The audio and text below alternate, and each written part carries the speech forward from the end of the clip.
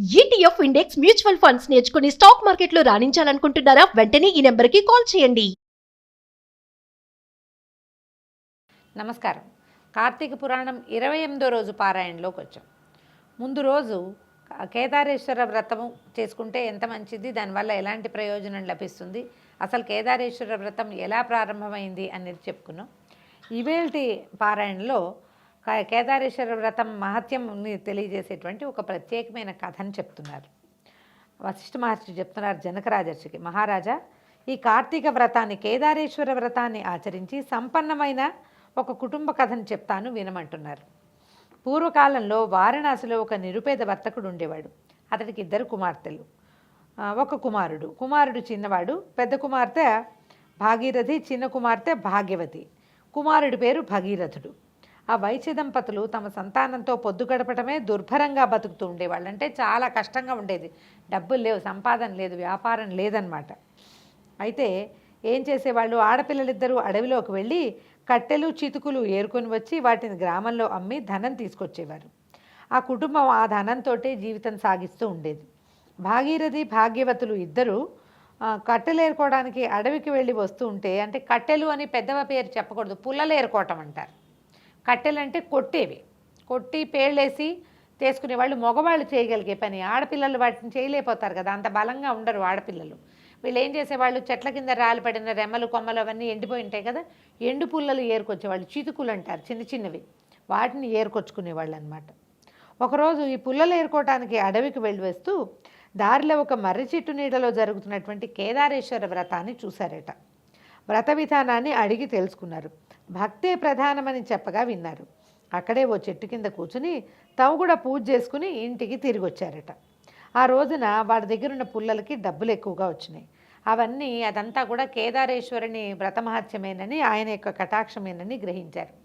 ఇదే మనం వరలక్ష్మి వ్రతంలో వింటాము, తర్వాత సత్యనారాయణ వ్రత కథలో వింటాం. భక్తి మాత్రమే ప్రధానము, ఆడంబరానికి ఏమీ ఖర్చు పెట్టక్కర్లేదు, అవంతా చేస్తే చేస్తాం, అవి లేకపోయినా కూడా అవి లేవు కాబట్టి ఇది చేసుకోకూడదు అనే భావాన్ని, అసలు ఆ భావాల్లోకి వెళ్ళకూడదు. పైగా ఏంటంటే ఈ వ్రతాలు అవి ఎవరు చేసుకుంటున్నా మనం ఆ దారింటి వెళ్ళేటప్పుడు వినాలి, ఆగాలి, తెలుసుకోవాలి, కుదిరితే చేసుకోవాలి, ఆడంబరం అక్కర్లేదు, పూజ ఎట్లా చేయాలో తెలుసుకుంటే సరిపోతుంది. తర్వాత ఏం చేశారు, ఈ ఆడపిల్లలిద్దరూ ఇది కేదారేశ్వరుడి కరుణా కటాక్షం అని తెలుసుకొని తల్లిదండ్రులను అడిగారు. అయితే వాళ్ళేమన్నారు, పూజా ద్రవ్యాలకి, ధూప దీపాలకి, నైవేద్యాలకు ఖర్చు చేయడానికి తగినంత సొమ్ము లేదు కదా, ఆ దేవదేవుని కరుణ కలిగినప్పుడు తప్పకుండా చేసుకుందామని అన్నారు. అప్పుడు ఈ పిల్లలు ఏమన్నారు, అంతగత భక్తి మాత్రమే ప్రధానం అన్నారు, ఆ దేవుడు మనకు అనుగ్రహించిన విధంగానే చేసుకుంటామన్నారు అక్క చెల్లెళ్ళు. అక్కడ చెప్పారు వాళ్ళు భక్తి మాత్రమే ప్రధానమని. అక్కడికి వ్రతం చేసుకొచ్చాక, పూజ చేసుకున్నాక మనకి పుల్లలకి రోజు వచ్చే రూపాయి కంటే ఇంకో రూపాయి అదనంగా వచ్చింది. ఇవన్నిటికీ నైవేద్యాలకు డబ్బులు కావాలి, అలా ఆలోచించద్దు, పూజ చేసుకుందామన్నారు. తల్లిదండ్రి ఒప్పుకున్నారు. అంటే ఇప్పుడు ఎవరైనా పూజ చేసుకుంటామన్నప్పుడు ఎంకరేజ్ చేయాలి కానీ డిస్కరేజ్ చేయకూడదు. ఈ కథల్లో మనకు అదొకటి తెలుస్తుంది ప్రత్యేకంగా. ఆ రోజున ఉదయమే గంగానదికి వెళ్ళి తలస్నానం చేసి వచ్చారు. మంచినీళ్ళు కూడా తీసుకోకుండా ఉపవాసం ఉన్నారు. కేదారేశ్వరునికి నమస్కరించుకున్నారు. అడవికి పుల్లలేరుకోవడానికి వెళ్ళారు. వస్తూ దారిలో మర్రి చెట్టు ఆకులు, మర్రి పళ్ళు, మర్రి ఊడలు కోసుకుని తెచ్చుకున్నారు. సాయంత్రం ఇంటి ముందు ముగ్గులు తీర్చిదిద్దారు. పూజ చేయటానికి వేదికను ఏర్పాటు చేసుకున్నారు. పరమేశ్వరుడి చిత్రపటాన్ని పెట్టుకున్నారు. గణపతికి నమస్కరించారు. పరమేశ్వరుని పూజించారు. స్వామి, మేము నిరుపేదలం, ఈ మర్రి ఆకుల్ని తమలపాకులుగా భావించు, మర్రి కాడలని అంటే ఊడల ముక్కల్ని వక్కలనుకో, ఈ మర్రి పళ్ళనే బూరెలుగా భావించి స్వీకరించు, ఈ మర్రి ఊడలు ఉన్నాయి, వీటి ఇంకా పెద్ద పెద్ద ఊడలు, వాటిని తోరాలనుకో అని పరమేశ్వరుడికి వాటిని నివేదించారు. పచ్చికాయలు కూడా కోసుకొచ్చారు. పచ్చికాయలేమో వక్కలనుకోమన్నారు, పళ్ళేమో నైవేద్యం అనుకోమన్నారు. మర్రి ఊడలు కట్ చేసుకొచ్చుకున్నారు. ఆ కత్తిరించి తెచ్చినటువంటి వాటిని తోరాలనుకో, తోరాలు తయారు చేయడానికి కూడా మా దగ్గర శక్తి లేదని చెప్పి పరమేశ్వరుడికి వాటిని నివేదించారు. పూజ పూర్తి చేసుకుని తీర్థం తీసుకున్నారు. చంద్రోదయాన్ని చూసి చల్లగా చూడమని చంద్రుడికి నమస్కారం చేశారు. ఆ తర్వాత పుల్లలు నమ్ముకుని నూకలు తెచ్చుకుందామని బయలుదేరారు. తమ తట్టలోని పుల్లలు బంగారు పుల్లలు అయిపోయినాయట. అవి కనిపిస్తే సరికలా ఆశ్చర్యపోయారు. పూజకి ఫలితం అన్నమాట. అయితే ఈ కాలంలో ఇట్లా సద్యో ఫలితాలు లభిస్తాయా లభించవా అని ఒక అనుమానం ఉంటుందండి. వెంటనే మారిపోవటం, అది ఏదో కృతయుగ నాడు ద్వాపర త్రేతాయుగాల్లో నడుస్తాయి. మన కాలంలో ఇలా మనం ఒకటి తెస్తే అది రెండోదిగా మారిపోదు, అంత తీవ్ర పరిణామాలు సంభవించవు, నిదానంగా మార్పు వస్తుంది. ఆ బంగారు పుడకల కారణంగా వాళ్ళ స్థితిగతులు మారిపోయాయి, పేరు ప్రతిష్టలు పెరిగాయి. నియమం తప్పకుండా కార్తీక నోములు నోచుకునేవాళ్ళు. కుమార్తెలిద్దరికీ యుక్త వయసు వచ్చింది. సౌందర్యవంతులైనటువంటి కుమార్తెలలో పెద్దమ్మాయిని తూర్పు దిక్కు నుండి ఒకరు, పడమర దిక్కు నుండి మరొకరు చిన్నమ్మాయి కోసము వచ్చి తమ కుమారులకు భార్యలుగా చేసుకుని అమ్మాయిలకి చక్కగా మంచి సంబంధాలు వచ్చినాయి, పెళ్ళిళ్ళు అయిపోయినాయి. భగీరథయ్య కూడా పెరిగి పెద్దవాడయ్యాడు, ఆఖరి అబ్బాయి అన్నమాట. ఎప్పుడూ వచ్చినట్టే కార్తీక మాసం వచ్చింది. అప్పట్లో పేదతనం వల్ల కార్తీక నోములు అంతంత మాత్రంగా చేసుకున్నాం, ఇప్పుడు మన అంతస్తుకు తగిన విధంగా చేసుకుందామని తల్లిదండ్రులను ఒప్పించాడు. పట్టుతోరాలు అవి పాతవన్నీ తీసేసి పెరట్లో ఉన్న కాకరపాదు మీదకి విసిరేశాడు. బంగారు తోరాలు చేయించి ఎంతో ఆడంబరంగా ఘనంగా నోచుకున్నాడు. దర్పం బాగానే ఉంది కానీ భక్తి లేదు. గొప్ప చూపించుకోవటం కోసం అందరినీ పిలిచాడు, బాగా భోజనాలు పెట్టాడు, అందరికీ పెద్ద పెద్ద తాంబూలాలు ఇచ్చాడు, బాగా పళ్ళు పువ్వులు కాయలు రిటర్న్ గిఫ్ట్లు, వ్యవహారం బాగా జరిగింది. భక్తి మాత్రం తక్కువగా ఉంది. ఇది తన తాలూకు ఆడంబరాన్ని డాంబికాన్ని తమ సంపదని చూపించుకోవటం దానికోసం చేసినటువంటి వ్రతం అవటంతో భక్తి లేదు, మిగిలిన క్రియలన్నీ జరిగినాయి అన్నమాట.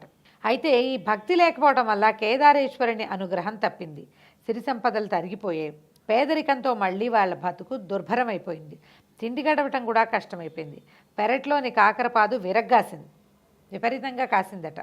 తల్లి కాయలు కోసి కొడుకు చేతికిచ్చి షావుకారు చేతికిచ్చి నూకలు ఏమైనా తీసుకురా గంజి తాగుదామని పంపించింది.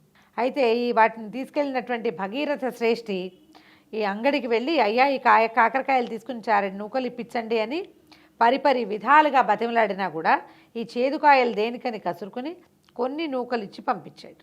మర్నాడు మళ్ళీ భగీరథయ్య కొన్ని కాయలు పట్టుకుని వెళ్ళి ఆ షాపుకి వెళ్ళాడనమాట, ఈ కాయలు తీసుకుని నూకలు ఇవ్వమని. అయితే శ్రేష్ఠ అడిగాడు, ముందు రోజు నవరత్నాలను చూశాడు కదా, అందుకని అతను అడిగాడు, అబ్బాయి ఈ చెట్టు ఎక్కడిది, ఈ కాయలు ఎక్కడివి, ఎక్కడి నుంచి తెచ్చావు, చాలా బాగున్నాయని అడిగేసరికల్లా ఇతను ఏమన్నాడు, భగీరథుడు నువ్వు మా పెరట్లో ఉన్న ఒక చెట్టు కాసినాయి అని చెప్తే ఆ కాయల్ని రోజు నాకే పట్టుకురా అని చెప్పాడనమాట. కుర్రాడు ఆనందించాడు. భగీరథుడు ఆనందించి ఇంటికి వెళ్ళిపోయాడు. ప్రతిరోజు ఆ కాయలన్నీ పట్టుకెళ్ళి శ్రేష్ఠికి ఇచ్చేసేవాడు. ఆ కొట్లో ఇచ్చేసరికల్లా ఆయనేమో ఆ కాకరకాయలన్నీ తీసుకున్నాడు. ప్రతి కాకరకాయలను నవరత్నాలు రాలి పడుతున్నాయి, అవన్నీ వాళ్ళు ఉంచుకున్నారు. వీళ్ళకి ప్రతిరోజు 2 సోలలు నూకలు ఇచ్చేవాడు. నూకలు తెచ్చి గంజి కాచుకునేవాళ్ళు. కొంతకాలానికి పాదుకున్న కాయలన్నీ అయిపోయాయి. మళ్ళీ కథ మామూలే. ఆకలి బాధ వాళ్ళని కష్టపెడుతోంది. వాళ్ళకి ఏం చేయాలో పాల్పోవటం లేదు. అంటే వీళ్ళ దొడ్లో కాకర చెట్టుకి నవరత్నాలు కాసినా కూడా వాళ్ళకి ఉపయోగపడలా. ఆ నవరత్నాలు ఎవడో అదృష్టవంతుడు వాడింటికి చేరిపోయింది. మన ఇళ్లలో కూడా ఇలా అవుతుందండి. అన్నీ మన దగ్గరే ఉంటే పక్క వాళ్ళకి ఇచ్చాక అది అద్భుతంగా పరిణమిస్తుంది, మన దగ్గర ఉండగా అది పనిచేయదు. ఎందుకంటే మనకి దైవానుగ్రహం తప్పడం వల్ల. అదే చెప్తున్నారనమాట. ఈ అమ్మాయి ఏం చేసింది, కుమారుడిని పెద్దమ్మాయి ఇంటికి పంపించిందట.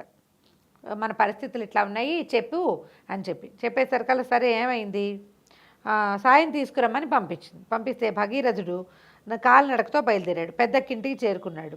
బికారిలాగా ఉన్న అతన్ని చూసి ఆ ఇంటి నౌకర్లు లోపలికి రానివ్వలేదట. అయితే ఇక పైన మేడ మీద తలారబెట్టుకుంటున్న భాగీరథి అమ్మాయి, అంటే మొదట పూజ చేసుకున్న అమ్మాయిల్లో ఒక అమ్మాయి అన్నమాట, తమ్ముడిని లోపల తీసుకెళ్ళింది. వీళ్ళ దీనగాథ అంతా తెలుసుకుంది. ఏం చేసింది, ఒక గుమ్మడికాయని లోపల తొలిపించి దాని నిండా వరహాలు పోసి ముచిక గట్టిగా బిగించేసి తమ్ముడు చేతికిచ్చి దీన్ని ఇంటికి తీసుకెళ్ళి దీన్ని అమ్మకే ఇవ్వరా నాయనా అని పంపించింది. ఏదో సాయం చేస్తుందంటే ఈ గుమ్మడికాయ ఇచ్చింది ఏమిటి అక్క అని బాధపడుతూ ఉన్నాడట అబ్బాయి. వెళ్తున్నాడు, గుమ్మడికాయ ఇట్లా మోసుకెళ్తున్నాడు అనమాట. దారిలో ఒక గద్ద పైనుంచి ఎగురుతూ ఈ గుమ్మడికాయ ఎర్రగా ఉండేసరికల్లా అదేదో తినే వస్తువు అనుకుని అది తన్నుకుపోయింది. ఒక పూట కూరైనా గడుపుకోవచ్చు అని అనుకుంటే గద్ద కాస్త తన్నుకుపోయిందని బాధపడి ముందుకు వెళ్ళలేక అక్కడి నుంచి చిన్నక్కయ్య గారింటికి వెళ్ళేట. కాలినడకన వస్తున్నటువంటి తమ్ముడిని చూసి వడివడిగా మేడ దిగొచ్చి తమ్ముడిని ఇంట్లోకి తీసుకెళ్ళింది. యోగక్షేమాలు అడిగి తెలుసుకుంది. భగీరథుడు పెద్దక్కింటికి వెళ్ళాము, ఆ గుమ్మడికాయ ఇచ్చాము, దాన్నే ఇచ్చింది, దానితో సరిపెట్టుకుందాం అనుకుంటే గద్ద తన్నుకుపోయింది మొదలైన వ్యవహారాలన్నీ చెప్పాడు. ఈవిడేం చేసిందట, బాగా ఆలోచించి ఓ కాలు జోడులో మాణిక్యాలు పోసి కుట్టించి తమ్ముడికిచ్చి ఇంటికి వెళ్ళే వరకు ఎక్కడా విప్పద్దు, వేసుకునే ఇంటికి వెళ్ళరా నాయన, ఎక్కడా విడిచిపెట్టద్దు, కాళ్ళ నుంచి విడవద్దని చెప్పింది. చెప్పేసరికల్లా ఈ అక్క కూడా పెద్దక్కలాగా ఉత్త చేతులతో పంపుతోందని బాధపడ్డట. అక్కగారిచ్చిన సద్దిమూటని దారి మధ్యలో చెరువు దగ్గర ఆగి చదిమూట ఇచ్చింది, అన్నం కట్టించిందనమాట. చెప్పులు ఇప్పద్దంటంతో కాలు కడుక్కోవడానికి చెప్పులతోటే దిగాడట. చెప్పులు ఇప్పద్దంది. మామూలుగా ఏం చేయొచ్చు, చెరువుల దగ్గర ఆగినప్పుడు చెప్పులు ఇప్పి పక్కన పెట్టుకుని చెరువులోకి దిగి కాళ్ళు కడుక్కుని అన్నం తినేవాడు. ఈ అబ్బాయి ఏం చేశాడు, వాళ్ళ అక్కయ్య వద్దంది కదా చెప్పులు ఇప్పబోకు అని చెప్పింది. వద్దంది కదా అని ఆ చెప్పులతోటే బురదలోకి దిగాడు చెరువులోకి. ఈ బురదలో చెప్పులు కాస్త ఇరుక్కుపోయినాయట. దాంతో ఏం చేశాడు, ఇంక ఎంత వెతికినా ఆ బురదలో కూరుకుపోయినాయి. ఈ అబ్బాయి అటు ఇటు కంగారు పడి వెతికాడు. మెల్లిగా అది బురదలోకి లోపలికి వెళ్ళిపోయినాయి, దొరకలేదు. జరిగిన దానికి కుమిలిపోయాడు. ఎంత పడ్డాడో ఏం చేయాలో తెలియలేదుట. అక్కడి నుంచి ఏం చేశాడు, మళ్ళీ ఇంటికి వెళ్ళాల, పెద్దక్కయ్య గారింటికి వెళ్ళాడు.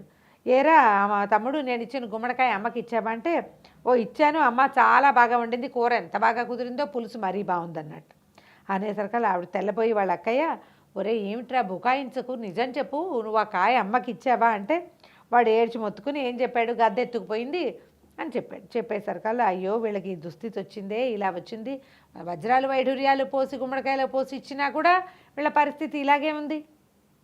పైగా వాడు ఇక్కడిక్కడే తిరుగుతున్నాడు. ఆ గుమ్మడికాయ ఇల్లు చేరితే అమ్మకి తెలిసేది వ్యవహారం.